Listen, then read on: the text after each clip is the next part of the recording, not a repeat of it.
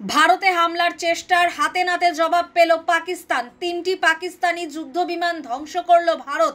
আর এবার ভারতীয় সেনার কবজায় এক পাকিস্তানি পাইলট।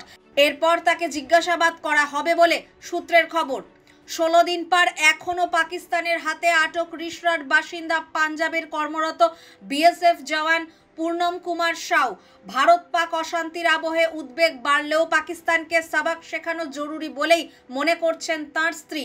এই আবহে এবার ভারতীয় সেনার কবজায় এক পাকিস্তানি পাইলট।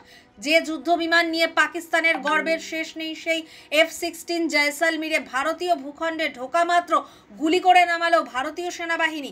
ভারতের হাতে বন্দী পাকিস্তানি সেনা। মনে করা হচ্ছে ওই 3টি পাকিস্তানি যুদ্ধবিমানেরই একটি বিমানের পাইলট ছিলেন তিনি। ইতিমধ্যেই আটক করা হয়েছে তাকে। সূত্রের খবর, এরপর তাকে জিজ্ঞাসাবাদ করা হবে।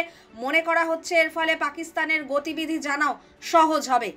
F-16 হলো multi role advanced combat fighter, পরমাণু অস্ত্র বা মিসাইল বহনে সক্ষম। 1978 সালে প্রথম আমেরিকায় তৈরি হয় F-16। 1983 সালে আমেরিকার থেকে সেই যুদ্ধবিমানের আধুনিক ভার্সন কেনে পাকিস্তান। যে যুদ্ধবিমানে রয়েছে 20 mm মাল্টি ব্যারেল ক্যানন, যা 500 রাউন্ড পর্যন্ত ফায়ার করতে পারে।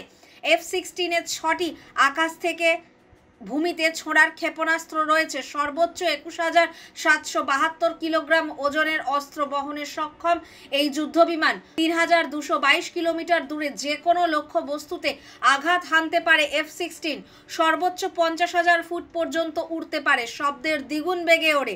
ঘন্টায় এর সর্বোচ্চ গতিবেগ হতে পারে 2,414 কিলোমিটার। আমেরিকায় তৈরি মহামহিম এই F-16কেই গুলি করে ভারতীয় ভূখণ্ডে নামিয়ে আনলো ভারতীয় সেনা।